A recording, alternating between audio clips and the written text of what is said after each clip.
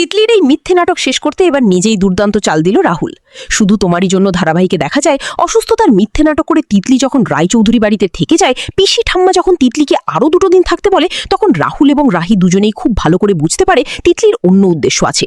রাহুল রাহিকে স্পষ্টভাবে জানিয়ে দেয় তিতলি আসলেই পরিবারের যোগ্য না, তারও যোগ্য না, আর সেটা সে দেরিতে হলেও বুঝতে পেরেছে। কিন্তু তিতলি কি করতে চাইছে রাহুল এবং রাহি দুজনেই বুঝে উঠতে পারে না। তবে রাহি রাহুলকে বলে, দেখো রাহুল, পয়লা বৈশাখের অনুষ্ঠান, এই বাড়িতে সবাই উৎসবের আমেজে সেজে উঠেছে, আর কালকের দিনটা কোনোভাবেই আমি নষ্ট করতে দিতে চাই না। তাই আমরা সবাই মিলে পরিবারের সাথেই থাকবো, পরিবারের প্রত্যেকটা মানুষের মুখে হাসি ফুটিয়ে রাখবো, এটাই আমাদের উদ্দেশ্য হওয়া উচিত। তিতলি কি বা করতে পারে? শক্ত বাঁধনের সম্পর্ক বাঁধা থাকলে সেই সম্পর্ক ভাঙার সাধ্য কারণই। এই বলেই রাহি ওখান থেকে বেরিয়ে যায়। রাহুল ভাবতে থাকে, রাহি তো ঠিকই বলেছে, আমি তিতলিকে নিয়ে এত ভাবতেই বা যাবো কেন? তবে হ্যাঁ, আমার পরিবারের অসম্মান, অপমান এবং তিতলির নাটক আমি কোনোভাবেই আর বরদাস্ত করব না।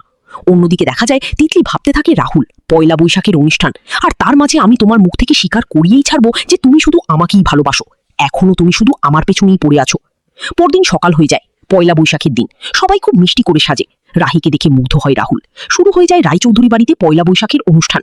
একে একে সবাই মিলেই পারফর্ম করতে থাকে। তবে এরই মাঝে রাহুলের একটা জরুরি ফোন চলে আসে। রাহুল ছাদে চলে যায়।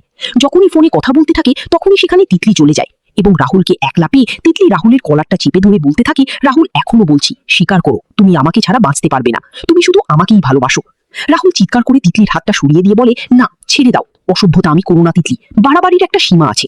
কিন্তু তিতলি কোনো কথাই শোনে না, চিৎকার করে